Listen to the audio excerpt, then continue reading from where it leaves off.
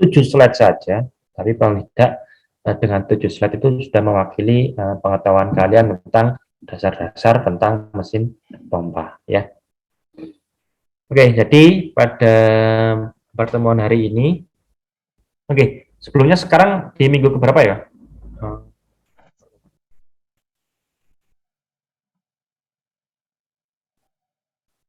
Kalau tidak salah 6, Pak. Minggu ke-6 ya?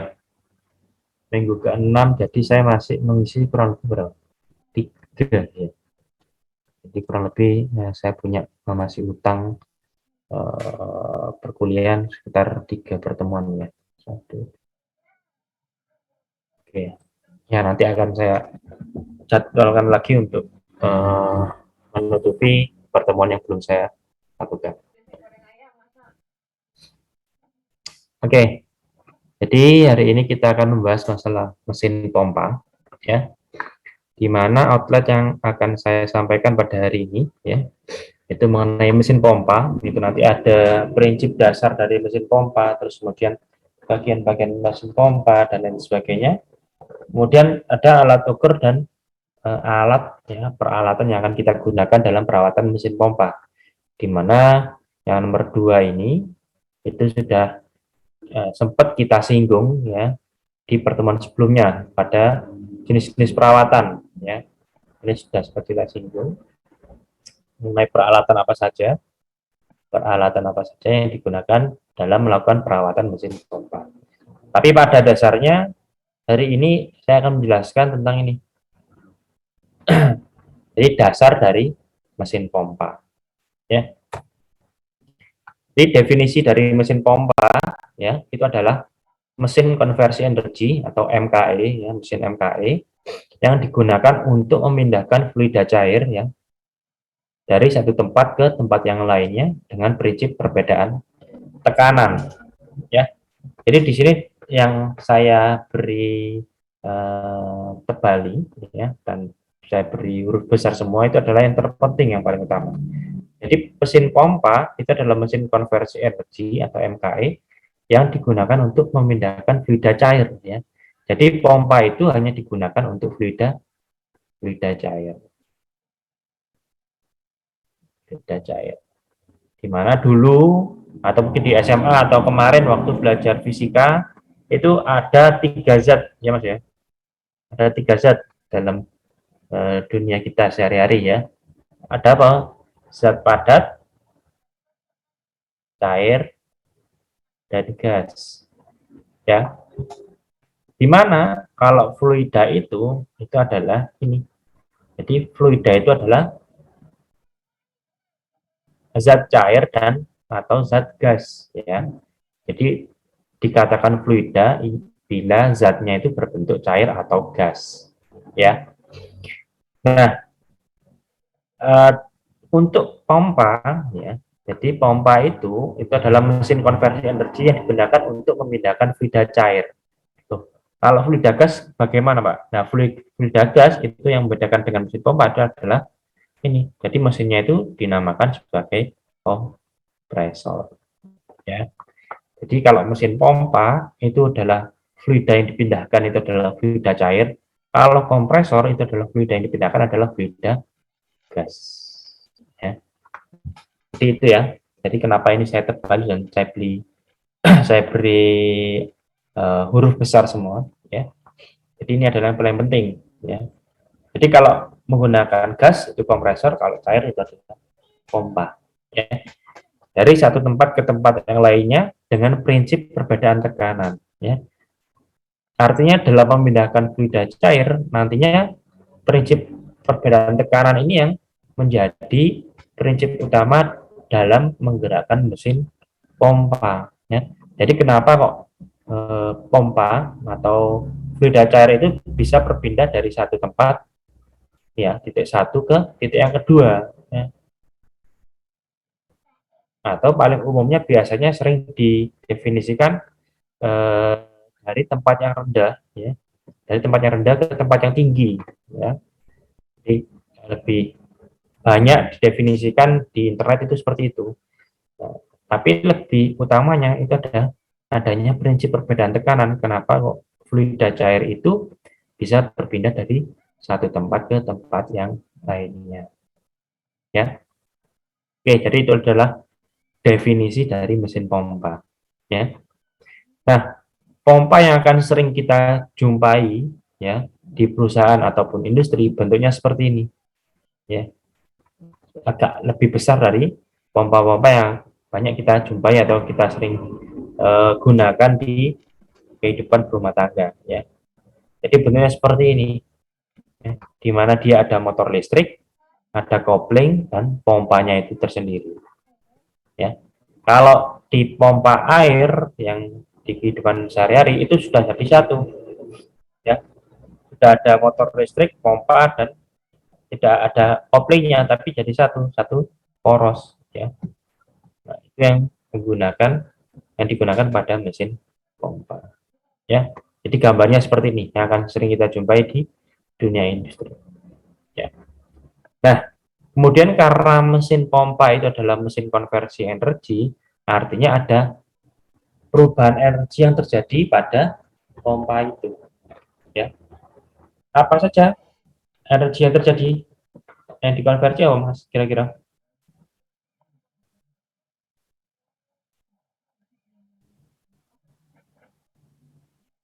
Kira-kira apa? Listrik menjadi gerak. Oke, Mas apa tadi?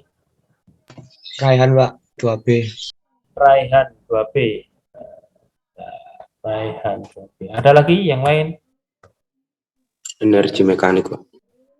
Menjadi apa, Mas? Menjadi putaran, Pak. Menjadi putaran. Oke, bolehlah. Mas apa? Muhammad Iqbal, Pak. 2A. Muhammad Iqbal 2A. Ada lagi yang lainnya? Justinan, Pak. 2A.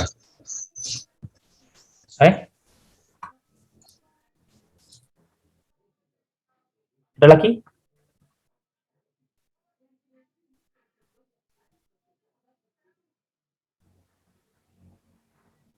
Ada lagi yang ingin menjawab? Energi putar menjadi tekanan. R diputar menjadi kanan. Nyerempet lah. Boleh. Oke, Mas apa? Kanan 2B, Pak. 6. Apa, Mas?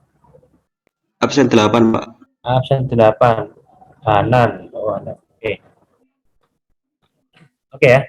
Jadi karena pompa itu adalah salah satu mesin konversi energi, artinya ada perubahan energi yang terjadi. Ya. Jadi sebelumnya sudah pernah kalian pelajari juga, ya, mungkin di fisika ataupun di mekanika fluida itu juga ada, ya. Jadi ada beberapa energi ya di dunia ini ya. Contohnya ada energi panas, bahan bakar, listrik, mekanik, kinetik dan lain sebagainya. Energi nuklir ya. Jadi energi-energi itu karena sifat energi itu tidak bisa diciptakan dan dimusnahkan, energi itu hanya bisa dikonversi ya. Dikonversi dari satu energi ke energi yang lain. Untuk mendapatkan apa? Untuk mendapatkan salah satunya adalah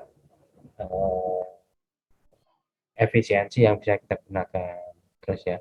Terus untuk mendapatkan daya ya, itu dan lain sebagainya ya. Jadi dalam konversi energi itu banyak sekali kegunaannya ya.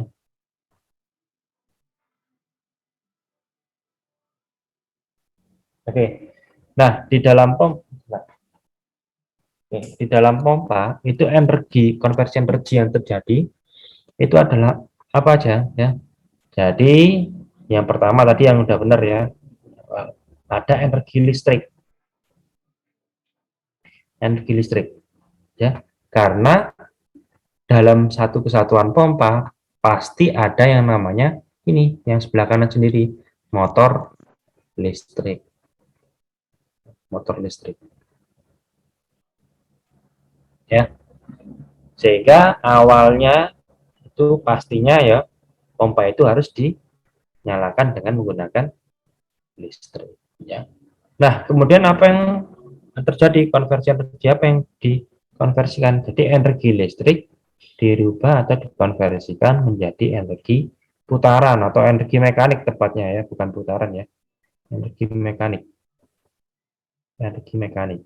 Loh, kok bisa, Pak? Ya karena dalam motor listrik ini disambungkan dengan kopling dan poros yang jadi satu dengan motor listrik ya. Jadi motor listrik shaftnya, porosnya motor listrik digabung dengan kopling dan porosnya pompa ya, sehingga pompa itu bisa berputar ya, berputar gini. Jadi energi listrik, motor terus ini dipompa ya. Nah, setelah ada energi mekanik, nah, kemudian energi yang dikonversi lagi itu adalah apa? Heat atau ketinggian atau disebut sebagai energi fluida ya. Nah, ini dipompa juga ya, sehingga nanti fluida cair yang ada pada pompa dia bisa dipindahkan ya dari satu tempat ke tempat yang lain ya. Jadi prinsip dari konversi energi pada mesin pompa itu adalah perubahan dari energi listrik menjadi energi mekanik, kemudian menjadi energi heat atau energi fluida ya. Jadi ini adalah energi konversi energi yang terjadi pada mesin pompa ya. Nah, oleh karena itu kenapa kok pompa itu disebut sebagai mesin konversi energi? Karena ada konversi energi yang terjadi pada pompa itu ya. Nah, tentunya pada mesin pompa itu ada dua saluran yang terpenting ya untuk memindahkan satu fluida ke fluida yang lain ya. Yang pertama adalah suction ya atau hisap. Yang kedua adalah discharge atau outletnya atau keluarnya ya. Nah, ini sama ya. Jadi dalam mesin pompa itu ada dua saluran pada pompanya atau dua input, satu input dan satu output ya. Jadi yang pertama adalah suction atau hisap ya, itu letaknya biasanya sejajar dengan porosnya. Ya, ini hisap atau masuknya atau innya pompa, innya fluida cair. Terus kemudian adalah keluarnya di sini. Ini yang tegak lurus dengan poros. Itu adalah discharge atau outletnya. Ya. Jadi ini motor listrik, kopling, pompa, kemudian ada dua saluran, saluran hisap dan saluran keluar atau outlet. Ya. Jadi semua pompa pasti ada ini. Jadi ada fluida cair yang masuk ya atau in di saluran hisap, ada energi mekanik artinya berputaran, kemudian dia akan keluar ke atas dan berpindah dari yang lainnya. Contoh gampangnya adalah kalau kalian punya sumur ya di dalam tanah, terus kalian masukkan ke dalam mau kalian masukkan ke dalam bak mandi kalian butuh yang namanya pompa ya. Jadi fluida cair yang ada di dalam sumur itu dipindahkan ke dalam bak mandi kalian ya. Jadi kurang lebih seperti itu definisi dari mesin pompa. Ada yang tanyakan sampai sini?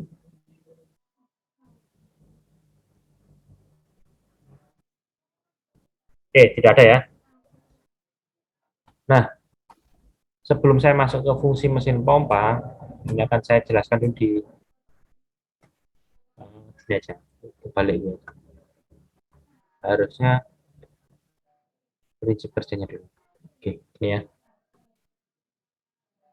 Oke, jadi setelah tadi tahu definisi mesin pompa, di mana menitik beratkan adalah ini, fluida cair dan adanya prinsip perbedaan tekanan. Ya, oke. Jadi prinsip perbedaan tekanan itu adalah seperti ini. Jadi prinsip kerja pompa itu adalah bagaimana melawan prinsip dasar dari fluida cair itu dapat mengalir secara alami. Berarti ini kurang fluida cair. Ya, itu dapat mengalir secara alami. Ya, contoh adalah gambar di sebelah kiri ini. Ya, jadi ada air yang sudah mengalir dari ini, dari pegunungan. Ya. atau dari tempat yang tinggi, dia akan mengalir ke bawah sampai menuju ke laut, mungkin ya, melalui sungai-sungai, hilir-hilir dan lain sebagainya, menuju ke tempat yang rendah, ya. Jadi prinsipnya itu adalah air atau fluida cair itu mengalir dari tempat yang tinggi ke tempat yang rendah. Oke ya. Oke. Jadi saya kira ini sudah bisa dimengerti kalau fluida cairnya itu mengalir dari tempat yang tinggi ke tempat yang rendah. Nah, di mana kalau kita ganti tempatnya dengan tekanan, itu bagaimana? Pressure. Bagaimana? P yang di tempat yang di tinggi itu bagaimana? P yang di tempat yang rendah itu bagaimana? Kalau tekanan di pegunungan dan tekanan di laut, itu besaran mana? Gunungan. Oke, pegunungan. Yang lainnya? Sama Pak, di pegunungan lebih besar Pak. Di pegunungan lebih besar ya tekanannya. Oke, yang lainnya? Mungkin ada yang berbeda? Semakin kecil, Pak. Ya, gimana? Semakin kecil yang bagaimana, Mas? Yang di pegunungan. Di laut semakin besar. Oke, jadi ada yang di Laut, Pak. Oke ya. Jadi ada yang menjawab tadi ya, di pegunungan lebih besar, di pegunungan lebih kecil, di laut lebih besar, di laut lebih kecil. Oke, satu lagi mungkin untuk menyimpulkan. Di dataran rendah lebih tinggi, Pak. Di dataran rendah lebih tinggi ya tekanannya ya. Iya, Pak. Oke, baik. Ya, untuk memahami hal itu ya kita lihat dari apanya dulu sebelum kita ke tekanan. Kita lihat dari suhunya dulu, lebih mudah ya. Nah, suhu atau temperatur ya. T. Kalau paling mudah ya suhu di pegunungan ya, di gunung itu bagaimana? Pastinya dingin ya. Ya kan? Berarti kan rendah dia. Sedangkan kalau di pantai ya suhunya pasti tinggi, panas gitu. T ya. Jadi T atau suhu atau temperatur di gunung itu lebih rendah ya. Kalau tempatnya tinggi suhunya rendah, kalau tempatnya rendah ternyata suhunya tinggi. Nah hubungannya dengan tekanan atau pressure ya dengan suhu ya itu adalah berbanding terbalik apa sama saja. Ini adalah Banding terbalik, Pak. Terbalik, Pak. terbalik. Iya, Pak. Oke, jadi untuk yang pressure itu sama ya, terus sejajar, bukan terbalik ya. Jadi kalau suhunya itu tinggi ya, pantainya tinggi, maka tekanannya akan tinggi juga ya. Sedangkan kalau suhunya itu rendah, maka tekanannya akan rendah ya. Nah, ini yang bisa kalian pahami dulu. Paham di sini sampai sini? Sehingga nanti kalau di sini tempat yang tinggi, maka dari itu pressure-nya apa? Pressure-nya rendah daripada tempat yang tinggi. Nah, ini. Jadi semakin dalam ya, semakin dalam airnya, ya, cairannya atau semakin mendekati pusat inti bumi, maka tekanannya akan semakin tinggi. Jadi semakin menjauhi titik pusat bumi, itu akan pressure-nya akan semakin rendah. Ya, oke sampai sini bisa dipahami ya? Ada yang ditanyakan? Atau masih bingung tentang ini? Oke, saya Paham. bisa. Paham ya? Saya beri sekitar 1 menit untuk memahaminya.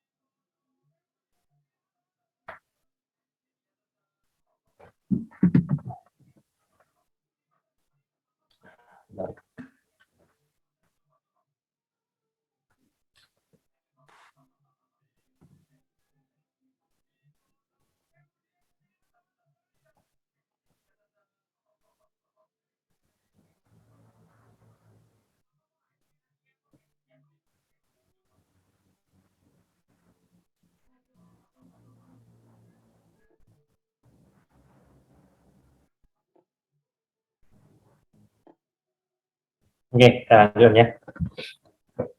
Ya, jadi secara alami, ya, jadi kalau di sini, ya, fluida cair itu dapat mengalir secara alami.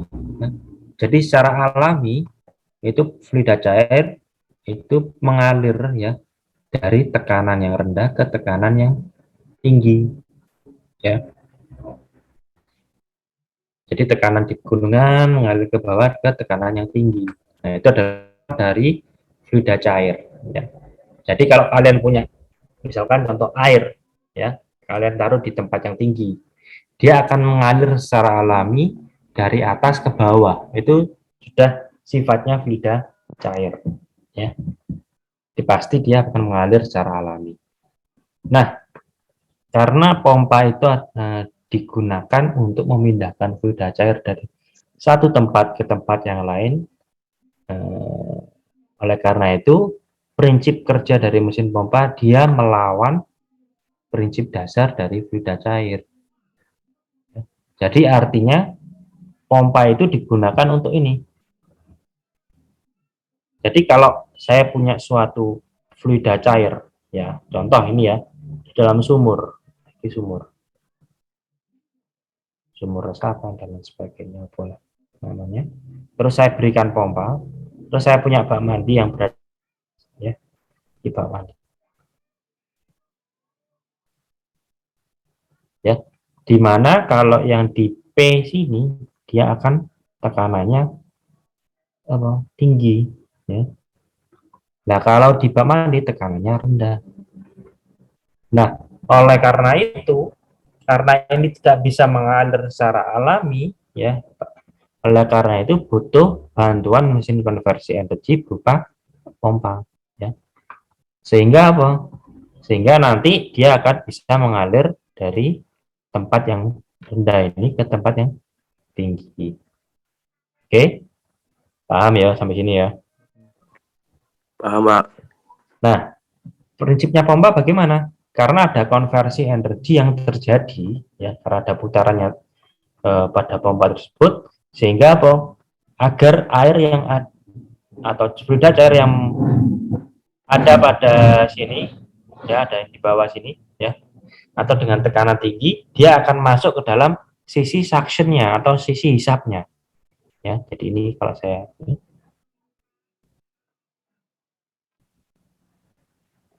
sisi suctionnya, kemudian dia akan keluar ke discharge, ya, misalkan bak mandi, ya, di sumur, di bak mandi. Nah, supaya air itu atau fluida cair itu bisa berpindah atau mengalir dari sini, dari sumur ke masuknya suction, apa yang harus dirubah, Mas? Jadi kalau di sini P-nya tinggi, ya, agar dia bisa masuk ke pompa bagaimana? Suhunya diubah. Awalnya Mas yang dirubah Suhu suhunya dirubah bagaimana? dari yang tinggi menjadi rendah. Yang tinggi menjadi. Ada yang lain? Tekanannya dirubah, Pak. Oke, tekanannya dirubah bagaimana, Mas? Dari tekanan yang rendah diubah menjadi tekanan yang tekanan yang tinggi melalui bantuan pompa, Pak. Tekanan. Tekanan yang rendah di mana?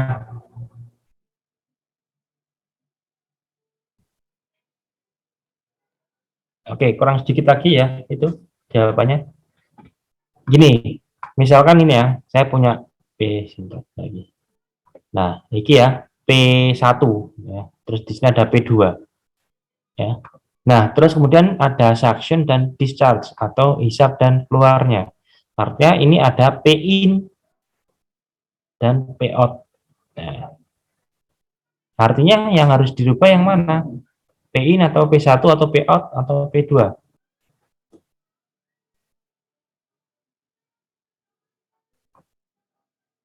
Yang mana, Mas? Atau Mbak?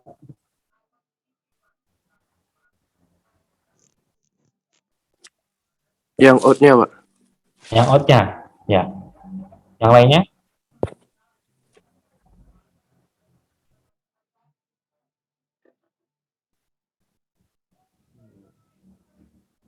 Ada? Yang jawab yang lain? Oke, yang jawab out tadi siapa? Mas apa? Berlian Ilham, Pak. Kelas 2P, Pak. Berlian Ilham. Ya. Oke. Jadi yang dirubah ya itu adalah P in dan P out-nya. Ya. Jadi yang dirubah adalah P in dan P out. Kenapa? Karena kita bisa merubah P in dan P out-nya. Kita tidak bisa merubah P1 dan P2-nya. Karena ini berkaitan dengan tempat atau daerahnya ini ya. Bagian lagi ya, atas dan bawahnya. Kalau di bawah di sumur kita bagaimana merubah tekanannya? Ya, nggak bisa ya. Nah, oleh karena itu definisi pompa tadi ini dari satu tempat ke tempat yang lainnya dengan prinsip perbedaan tekanan. Artinya di pompa ini akan ada atau terjadi perubahan tekanan di dalam pompa. Bagaimana perubahan tekanannya?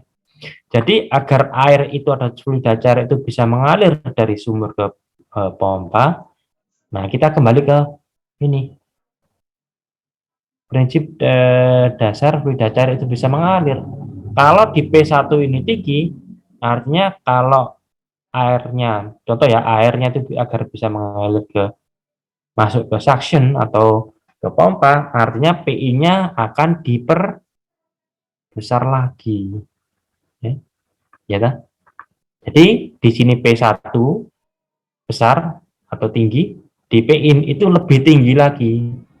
Nah, kenapa? Agar ini prinsip airnya bisa prinsip fluida cair bisa mengalir. Prinsip fluida cair bisa mengalir dari tekanan yang rendah ke tekanan yang tinggi. Nah, kalau P1 dan P-in, kalau P1 ini lebih kecil dari P-in, artinya airnya dia nanti fluida bisa terhisap masuk ke dalam pompa. Ya. Jadi akibat adanya putaran pompa, terus kerjaan kinerja pompa ya, pompa beroperasi ya, dia akan mengakibatkan saluran masuk di suction ya, itu akan menjadi lebih tinggi tekanannya. Nah, oleh karena itu biasanya dalam melakukan perawatan ya, itu sebelum masuk pompa itu diberi alat ukur yang namanya alat ukur pressure gauge. Pressure gauge atau manometer boleh lah ya. Untuk apa ya? Untuk mengetahui tekanan yang masuk pada sisi suction ya. Jadi paham ya kenapa kok fluida cair itu bisa mengalir dari sumur ke sisi masuk pompa. Nah, sedangkan untuk yang P2 karena dia rendah ya. Oleh karena itu di P out itu dibuat apa? Lebih tinggi atau lebih rendah?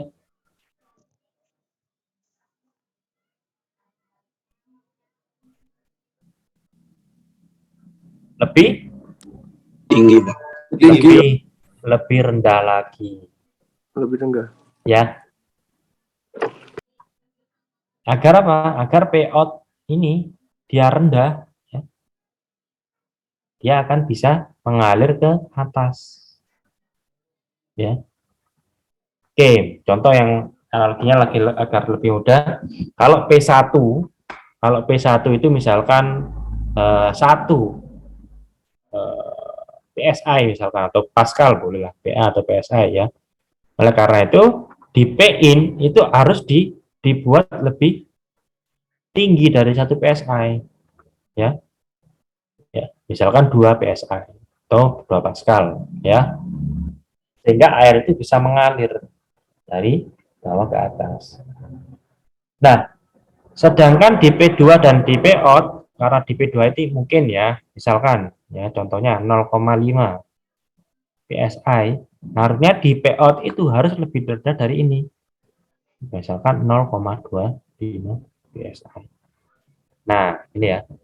Nah, artinya kalau di tekanan yang di P-out ini rendah ya, atau terus di P2 ini lebih tinggi, nah air itu bisa mengalir karena sifatnya fluida cair itu adalah mengalir dari tekanannya rendah ke tekanan yang tinggi. Pak izin bertanya, Pak. Oke, silakan Mas. Kalau di PE-nya itu lebih tinggi dari PO-nya, Pak ya. Untuk sistem kerja kompresor AC itu kan menyedot freon dari tekanan rendah mengubahnya ke tekanan yang tinggi, itu gimana, Pak ya? Oke, udah masuk kompresor ini berarti AC ya Mas ya? Iya, Pak. Oke, jadi tolong dibedakan ya antara apa? Pompa dan kompresor ya. Kalau pompa itu adalah fluida cair, kalau kompresor itu adalah fluida gas. Nah, ini adalah fluida yang berbeda atau zat yang berbeda. Nah, nantinya kita akan pelajari di AC itu di kompresor itu adalah ini paling utama adalah fluida gas. Prinsip mengalirnya sama atau berbeda? Yang pastinya berbeda. Ya. Nanti kita akan pelajari di kompresor kalau cair itu adalah begini, kalau gas itu adalah kebalikannya. Ini adalah kebalikannya. Nah, oleh karena itu tadi seperti yang sudah dijelaskan kemarin, ada kompresor freonnya tekanan tinggi ke rendah. Begitu, Mas. Siapa Mang bertanya? Mulia Arifin, Pak. Kelas 2A. Oke, Mas 2. Absen biru, Mas. Absen nomor 4, Pak. Aulia Arifin, ya, dia.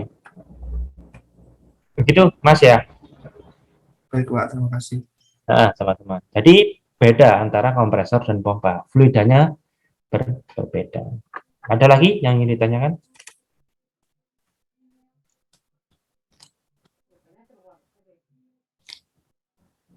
Atau ada yang masih bingung?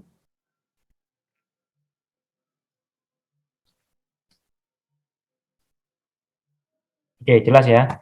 Jadi mesin pompa, ya, pompa itu adalah mesin konversi energi yang digunakan untuk memindahkan fluida cair, ya.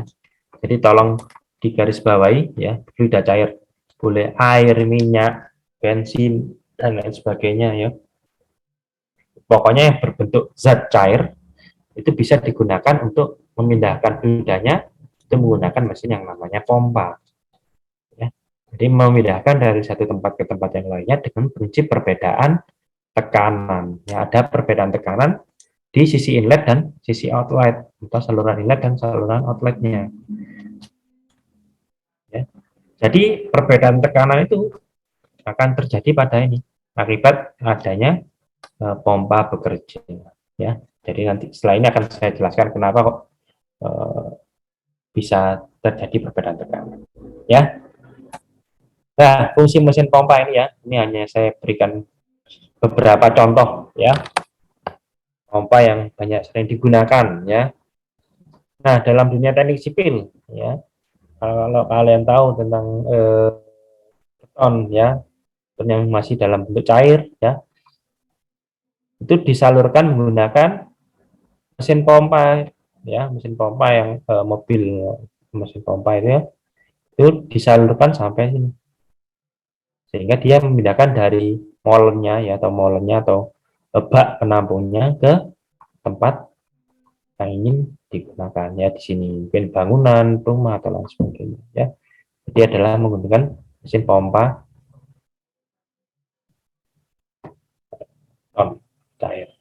ton cair ya, tonnya masih dalam bentuk cair. Terus kemudian sanyo ya, pompa air ya, bentuknya seperti ini yang sering mungkin kalian sering gunakan ya. Jadi di sini ada motor listriknya, pompanya yang ini. Nah, ini sisi inlet ya, si outlet ya. Terus kemudian ada pompa minyak ya, pompa yang digunakan untuk memindahkan minyak ya. Lebih seperti ini ya. Terus kemudian ada pompa bensin ya, fuel pump ya, yang ada sering kita jumpai di kendaraan-kendaraan bermotor ya, mobil kebanyakan ya. Motor juga ada sedikit ya. Nah, ini. Jadi pompa-pompa yang digunakan untuk memindahkan fluida cair ya. Pak, misi Pak. Silakan Mas. Izin bertanya Pak. Terkadang kan pompa saya itu tidak bisa menyedot air lagi Pak. Nah itu biasanya harus dipancing dulu dengan air. Lah itu masalahnya kenapa Pak ya? Oke. Baik. Ini yang juga nanti udah masuk ke ranah perawatan ya. Ini salah satu sedikit perawatan. Kelar. Siapa Mas? Namanya siapa? Berlian Ilham kelas 2B Pak. 2B Berlian. Oke. Jadi itu adalah salah satu permasalahan yang sering sekali terjadi pada pompa air ya. Nah, kita kembali ya. Kenapa, Mas? Biasanya di sanyo itu, Pak. Ya. Iya. Sanyo maupun Shimizu juga sama, biasanya sering banyak sekali. Oke, jadi solusinya bagaimana? Oh, ternyata permasalahannya yang pertama airnya tidak keluar ya. Artinya sisi hisapnya ini tidak menghisap apa? Tidak menghisap air, sehingga apa ini? Airnya tidak keluar ke dalam mandian ya. Oleh karena itu harus biasanya di sini ada katup ya, atau harus tempat pancingan ya. Tempat pancingan itu bukan memancing ikan, tapi kita harus memasukkan air dalam sini ya. Kita harus masukkan air dalam sini sehingga nanti airnya itu bisa mengalir lagi atau bisa dihisap lagi. Nah, itu kenapa? Nah, kita kembali ke sini, Mas. Nah, ini balik ke sini ya. Gambar yang sebelah kanan sini. Saya pakai warna yang lain, pakai jelas kuning. Ya. Nah, hal yang sering terjadi itu adalah kenapa? Ternyata ini, Mas, selang sisi inletnya atau suctionnya itu tidak menyentuh pada bibir air atau kedalaman di dalam sumurnya itu ya. Jadi air sumur itu bisa tidak habis ya, karena bisa terus ya. Nah, kemungkinan ini airnya itu atau pipanya ya itu tidak menyentuh atau airnya tidak menyentuh pada pipa suctionnya, sehingga yang terjadi adalah pompanya adalah masuk angin, adalah angin yang dihisap ya. Nah, ketika angin yang dihisap, fungsi pompa sudah tidak bisa berjalan dengan sempurna ya. Yang dihisap adalah gas ya. Nah, sehingga walaupun ketika sudah sisi inletnya sudah menyentuh pada airnya atau sudah tenggelam pada airnya, itu masih tetap tidak bisa digunakan. Karena apa? Tekanan yang terjadi pada pompanya ini sudah lebih rendah ya, karena gas atau fluida gas yang ada pada pompanya atau disebut sebagai masuk angin. Nah, oleh karena itu pada kasus seperti itu ini harus diisi air lagi atau dipancing namanya. Nah, sehingga ada tekanan yang terjadi atau perubahan tekanan yang terjadi yang mulanya diisi oleh gas itu menjadi diisi oleh fluida cair, sehingga tekanannya itu sudah berubah sehingga airnya yang tadi tidak bisa terhisap itu bisa terhisap kembali dan bisa mengalirkan air seperti semula. Dan begitu, Mas Berlian. Baik, Pak. Jadi pompa itu apakah akan rusak, Pak, bila tidak menyedot air itu? Waktu Jadi kalau lama-kelamaan kalau tidak dipancing ya, kalau terus-menerus kan, ya itu akan rusak. Kenapa? Ya karena tidak ada air yang dihisap pertama, ya. Terus kemudian lama-kelamaan karena tekanannya itu selalu berubah-berubah, maka akan terjadi kerusakan pada ini, pada bagian dalamnya, ya, atau disebut sebagai sudu atau impellernya nanti, ya. Oh iya, Pak.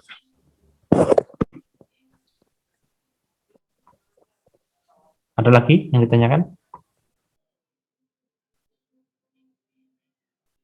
Nanti juga ini berhubungan dengan ini. Mungkin di mekanika fluida sudah pernah kalian dengar ya, adanya gravitasi, ya, atau gelembung udara, ya. Jadi kalau di dalam pompa itu terhisap fluida gas, ya, kemudian ada cair, ya, ada fluida cair yang masuk, maka akan terjadi gravitasi atau gelembung udara, ya, gelembung udara.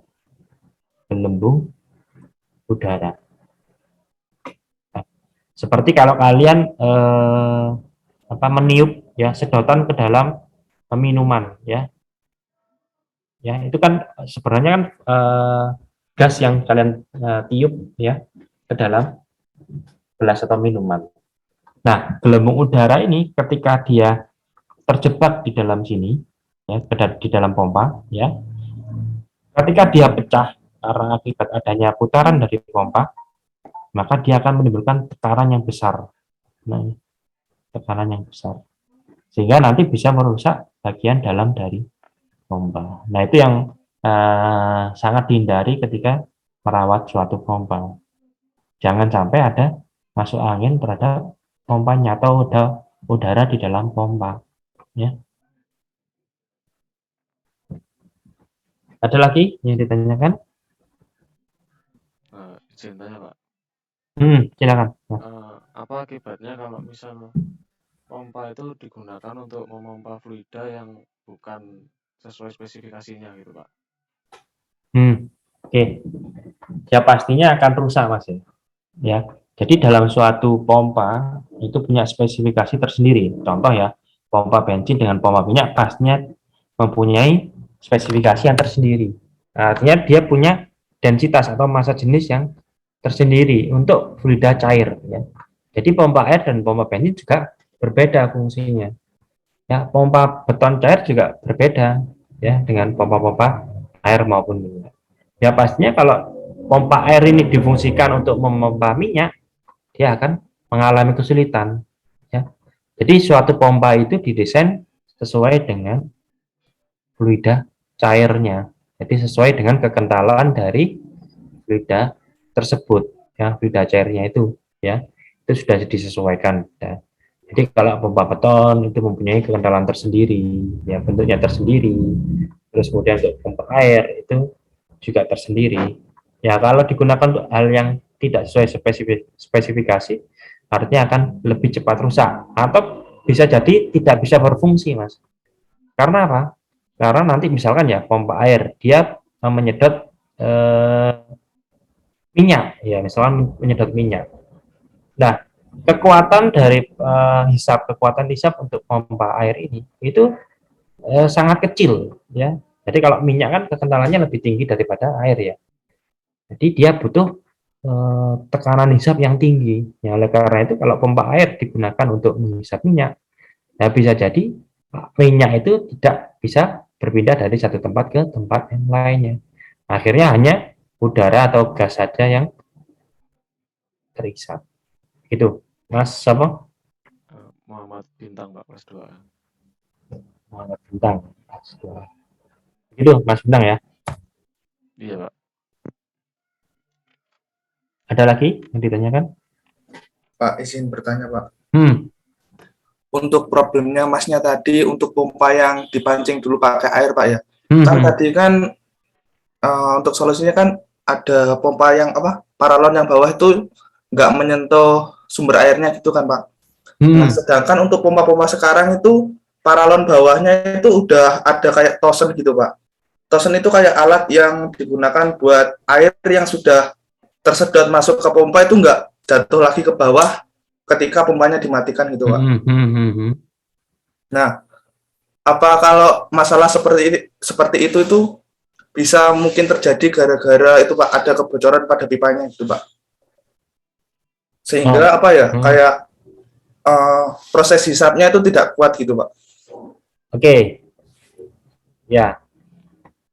Jadi yang dijelaskan oleh Mas Sow tadi Aulia Arifin, Pak. kelas 2 2A. 2A ya. Oke, tambah udah Aulia Arifin. Oke ya. Jadi yang dijelaskan tadi ada alat tambahan di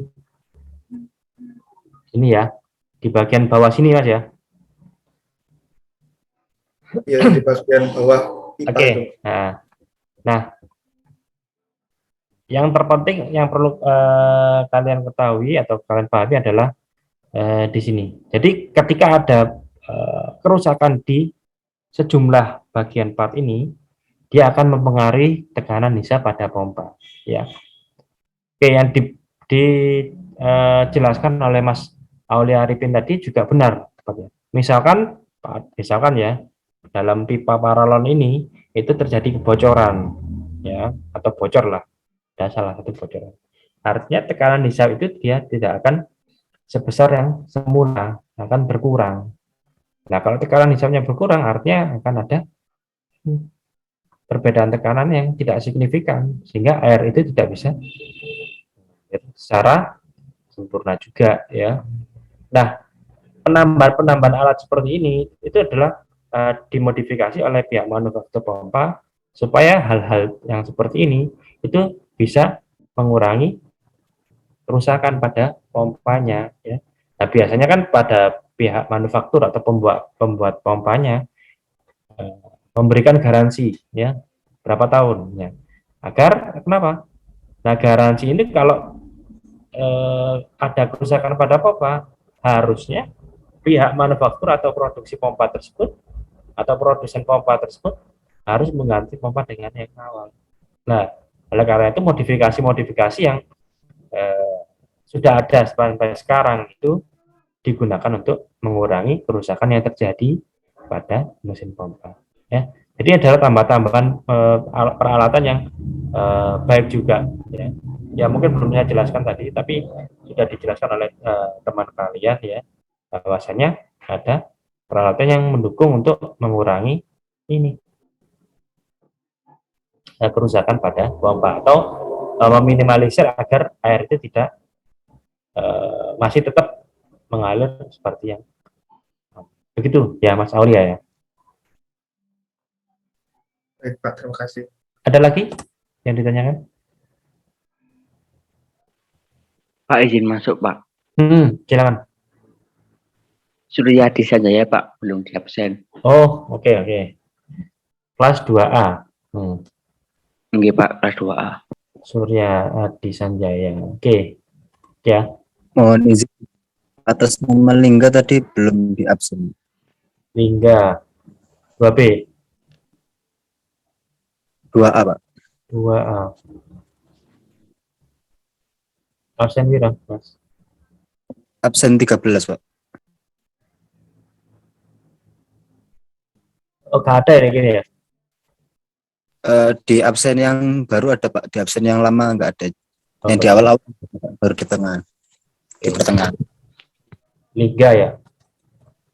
Iya Pak, Liga Nasir. Oke. Saya dapat absennya dari saya dapat presensinya dari 2 kelas. Oke, ada lagi?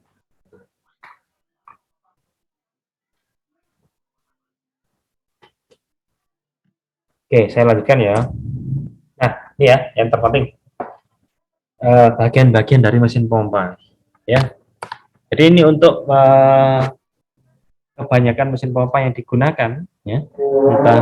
Oke, bentar, azan dulu ya, break dulu sebentar.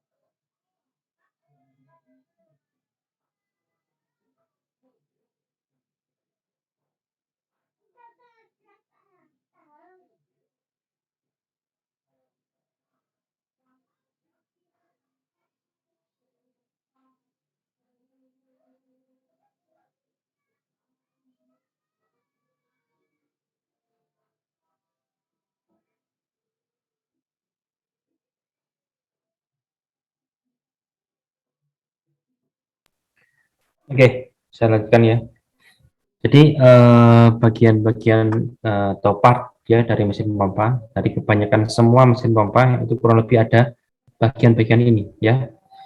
Jadi yang saya tampilkan di slide itu adalah bagian mesin pompa sentrifugal. Jadi jenisnya itu adalah mesin pompa sentrifugal ya.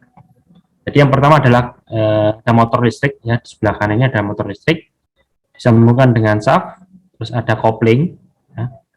Terus kemudian ada bearing ya, ada rumah bearingnya, ada poros, ada packing, terus ada ring, ada impeller dan casingnya ya.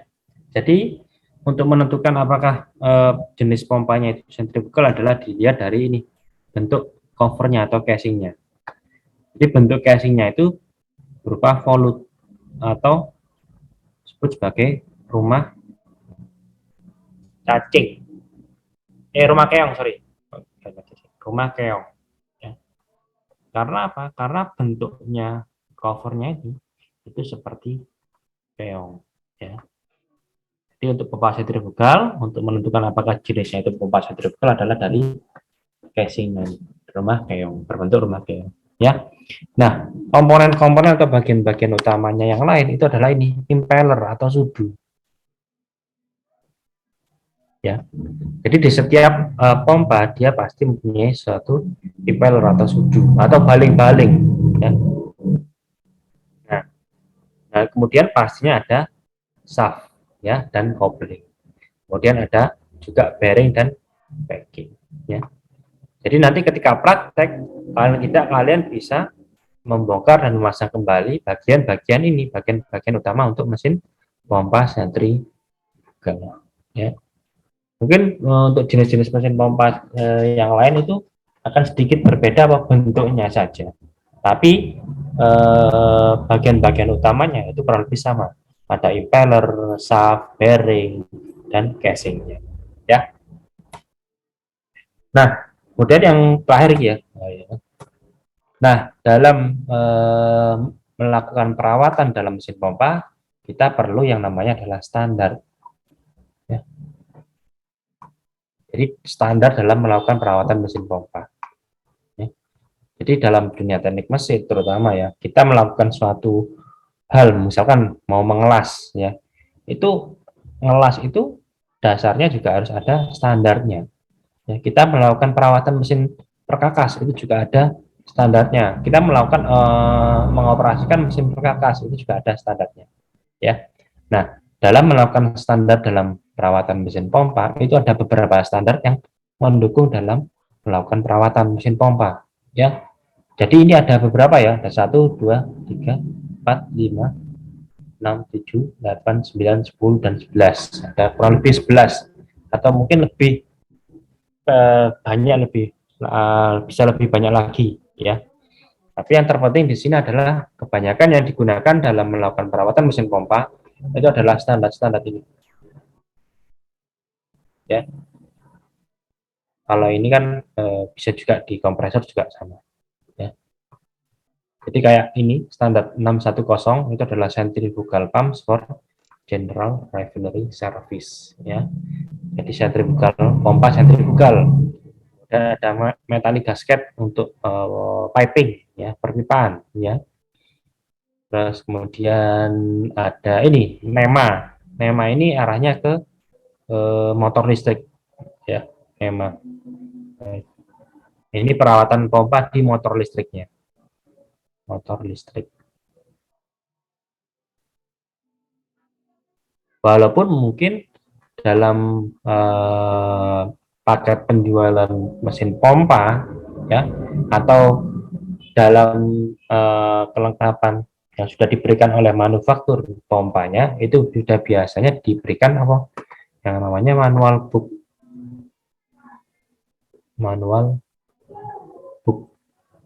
ya atau buku pedoman ya. Jadi di buku pedoman atau manual booknya ya atau buku manual itu juga biasanya ditampilkan ya atau diberikan perawatan-perawatan dalam menggunakan mesin pompa ya, entah itu seperti perawatan harian, mingguan, terus bulanan ataupun tahunan, atau secara preventif ya, terus dan lain sebagainya, perawatan-perawatan yang lainnya itu biasanya dijelaskan pada manual itu ya. Jadi perawatan standar-standar ini yang harus kalian pahami juga ya dalam melakukan perawatan mesin pompa. Oke, ada yang ditanyakan sampai sini?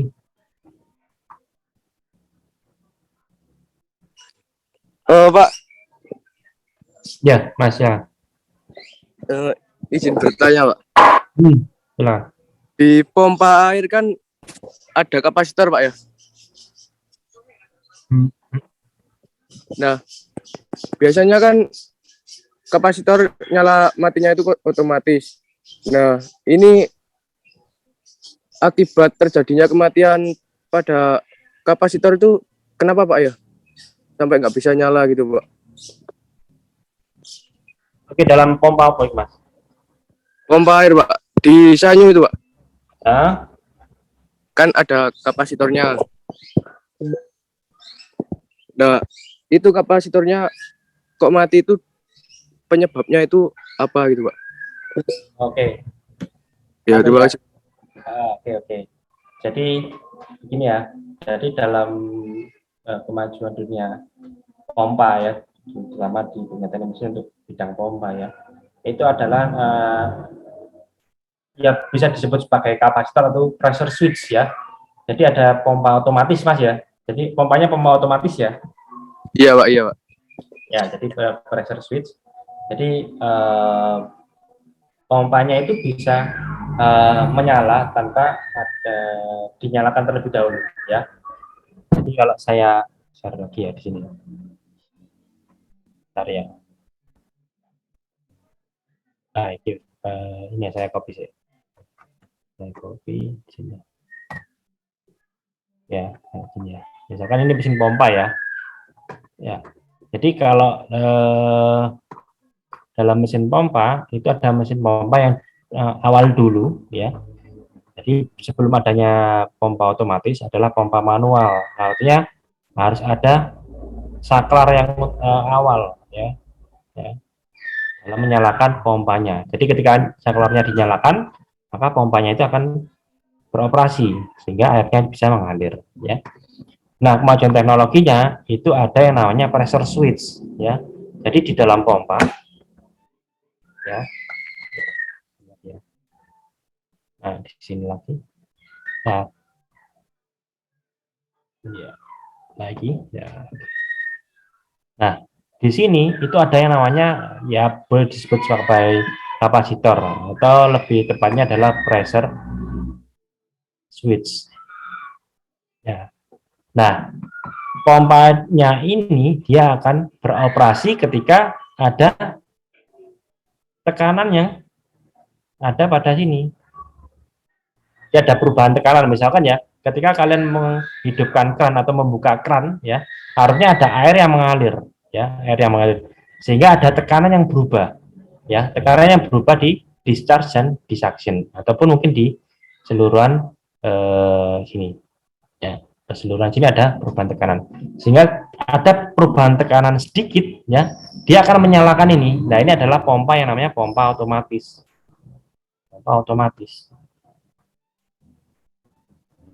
Nah, di beberapa manufaktur pompa, terutama di Shimizu ya, ataupun Shimizu kebanyakan pressure switch atau yang kapasitor tadi ya, saya lebih mengenalnya dengan pressure switch ya.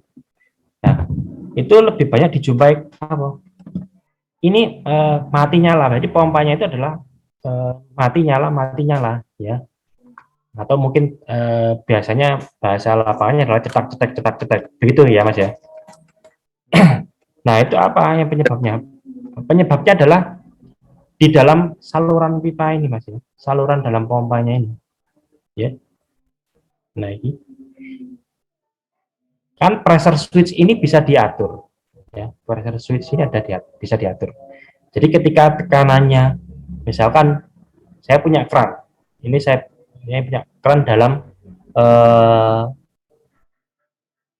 tampilan tampak atas ya Mas ya. Kalau ini tutup atau close ya. Terus kemudian saya buka separuh sini ya. Nah, open berapa derajat ini ya? Sekitar mungkin 20 derajat. Nah, ini dia air akan mengalir ya. Artinya ada perubahan tekanan kecil terjadi. Nah, ketika perubahan kecil itu terjadi, maka pompanya itu akan beroperasi. Nah, bisa jadi pressure switch ini diatur ya, ketika bukaan segini, pompanya tidak akan nyala. Ya, kita harus membukanya segini, misalkan bukaannya adalah sekitar 60 derajat, ya opennya. Coret 60 derajat. Nah, pembukaan 60 derajat. Nah, ini 60 derajat. Nah, ketika dibuka kerannya 60 derajat, ya, maka akan ada air yang mengalir, akan lebih banyak, sehingga pressure-nya akan berubah juga, ya, lebih banyak juga, ya, atau lebih tinggi juga, ya, sehingga akan mengoperasikan ini pompanya. Nah, hal yang sering terjadi pada pompa otomatis adalah ini, Mas. Jadi pengaturan pressure switch, ya, itu pressure-nya terlalu kecil, ya. Jadi ketika ditutup, ya, atau mungkin ada kebocoran, ya, ada dalam kecil saja, ya, kebocoran kecil aja, itu mengakibatkan ada perubahan tekanan. Nah, sehingga dia akan ini kapasitornya itu atau pressure switch-nya itu dia akan menghidupkan dan bisa mematikan juga, ya.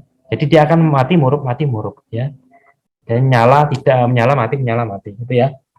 Jadi akibatnya biasanya bisa jadi dalam saluran, entah itu nanti di outputnya, ya, kebanyakan sih di saluran ini, outputnya ini itu ada sedikit kebocoran, ya, sehingga nanti ketika ada sedikit aliran yang mengalir, ya, ini kan ada perubahan pressure, ya, maka dia akan menyalakan pompanya, ya.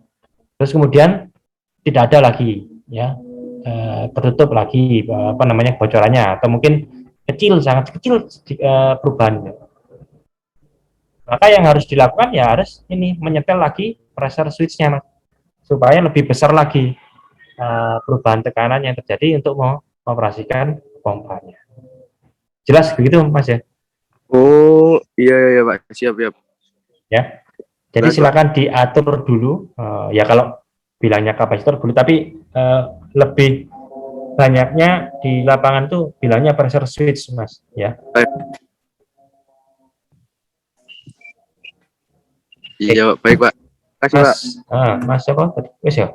Oh, belum. Berlian, Pak. Berlian. Babi. Oke, oh.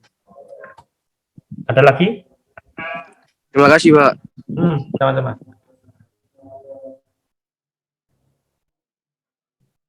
Pak izin tanya, Pak. Untuk nyedot air itu tadi kan diperlukan berarti tekanan vakum, Pak ya. Tekanan vakum itu kan nilainya lebih rendah dari tekanan atmosfer. Nah, tapi tadi di bagian suction sini P inputnya itu malah dinaikkan, kenapa, Pak? Gimana, Mas? Untuk menghisap fluida itu kan diperlukan tekanan vakum, Pak ya.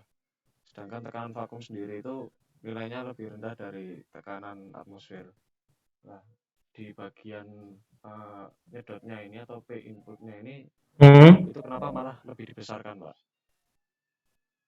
Oke. Dibesarkan agar apa, Mas? Agar airnya bisa mengalir, Mas. Kan di dalam, kalau dari tekanan vakum kan lebih besar daripada tekanan atmosfer ya.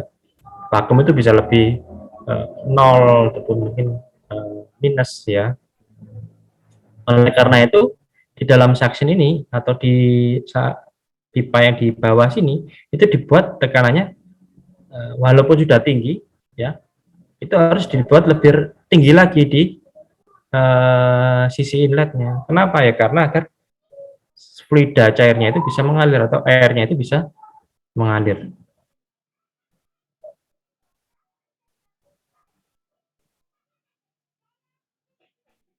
Begitu.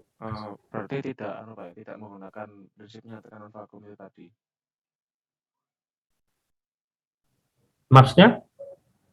Kan tekanan vakum itu lebih rendah dari tekanan Hmm, atmosfer. hmm. Sedangkan yang di sini itu malah dinaikkan gitu Pak tekanannya. Dinaikkan. Terus yang ditanyakan? Ini Pak, kan setahu saya itu tekanan apa namanya sih, tekanan vakum itu kan lebih rendah ya Pak ya dari tekanan atmosfer itu tadi. Nah, itu saya kiranya tadi itu untuk menghisap air itu diperlukan menurunkan tekanannya itu tadi Pak. Sehingga airnya bakal kehisap gitu karena adanya tekanan vakum. Saya kira tadi seperti itu. Oh, bukan. Jadi nanti ada, karena ini tadi ya, karena ada putarannya dari sudu, ya, dari putaran dari sudu, nantinya ya sisi inletnya ini dia akan ada perubahan tekanan, ya, perubahan tekanan di mana dia akan menaikkan tekanan masuknya di sini, sehingga bagian bawahnya itu tidak akan menjadi tekanan vakum, tapi lebih di ini, lebih diperbesar lagi, tidak membuat tekanan bagian bawah ini menjadi vakum, ya, begitu Mas. Iya Pak, siapa? Mas siapa? Mau bintang Pak, 2. Mau bintang. Oh, yang lainnya mana lagi? Oh, sama bintang, terus Berlian, yang lainnya?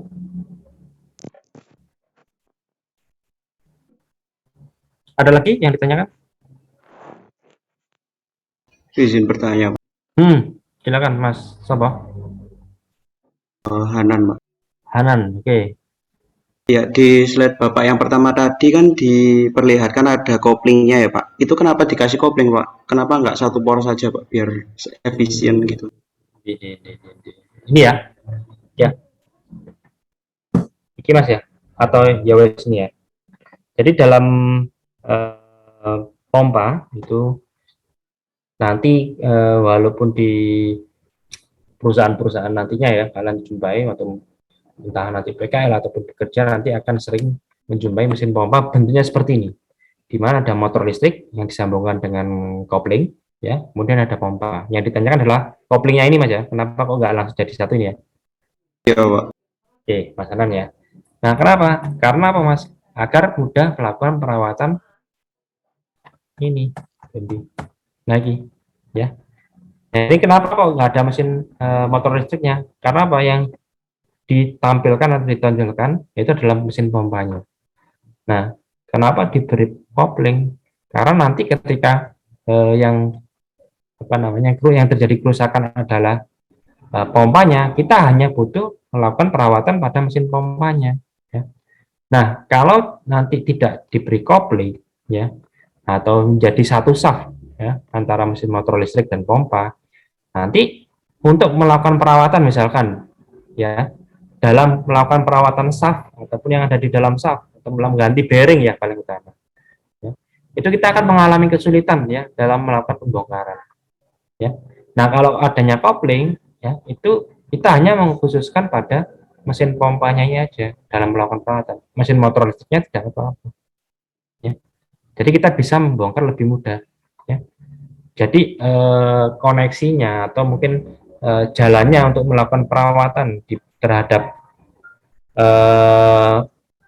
mesin pompa, entah itu di volumenya, terus daerah bawahnya sini ataupun bagian shaftnya ini, itu lebih mudah koneksinya daripada kalau kita harus membongkar satu gelondongan shaft atau porosnya antara motor listrik dan pompanya. Itu akan sangat sulit juga, ya Mas ya. Begitu, Mas. Ya, Pak. Terima kasih Pak. Oke, ada lagi yang ditanyakan?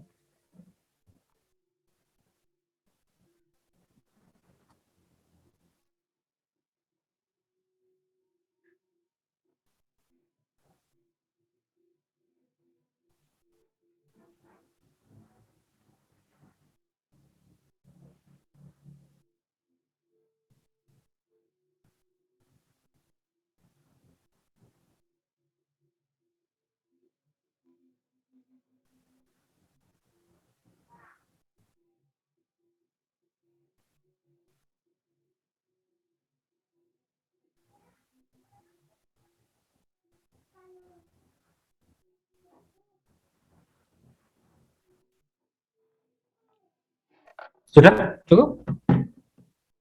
Cukup. Cukup ya?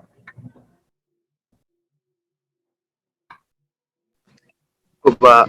Oke, ya. Kalau mungkin tidak ada yang ditanyakan lagi, saya kira cukup untuk pertemuan hari ini. Tolong diingat bahwasanya di minggu depan kita akan melakukan praktek di kampus atau dilakukan praktek di secara offline, ya. Oleh karena itu, tolong dipersiapkan semuanya, ya, dari mungkin kesehatan, terus mungkin ada surat-surat yang diperlukan ataupun vaksin itu juga dilengkapi semuanya, ya. Jadi silakan dipersiapkan paling tidak untuk yang hari Kamis kelas 2A, ya, itu paling tidak hari Selasa sudah ada di Malang, ya. Terus kemudian untuk yang hari Jumat ya boleh hari Rabu atau boleh hari Kamis, ya. Oke, sekian untuk pertemuan hari ini. Sampai ketemu minggu depan. Apa Ustaz? Oke, silakan Mas. Permisi Pak, mau tanya yang pengumpulan tugas di LMS itu Pak. Kemarin saya kumpulkan di LMS, terus saya japri ke Pak Fauzan kan, katanya pengumpulan tugas yang di LMS lagi itu Pak. Itu bagaimana Pak ya? Bagaimana tadi sempat putus-putus yang tengah-tengah? Kemarin kan Pak dikumpulkan kan ya. Nah itu ada yang belum mengumpulkan di LMS Pak. Japri ke Pak Fauzan katanya mau buka. Nah itu pengumpulannya nunggu dulu apa gimana? Nunggu dulu Mas ya. Nanti coba saya cek lagi siapa saja yang akan boleh mengumpulkan, ya. Oh ya Pak. Oke, paling tidak nanti coba saya dijapri lagi untuk yang belum mengumpulkan tugas sambil saya cek di LMS-nya. Jadi kalau sudah semuanya, baru akan saya buka untuk pengumpulan ini tugas-tugas yang untuk diupload di LMS. Begitu, Mas ya. Ya Pak, baik Pak. Terima kasih Pak. Ya, sama-sama. Ada lagi yang ditanyakan? Oke, kalau tidak ada yang ditanyakan, saya kira cukup untuk pertemuan hari ini. Terima kasih. Assalamualaikum warahmatullahi wabarakatuh. Selamat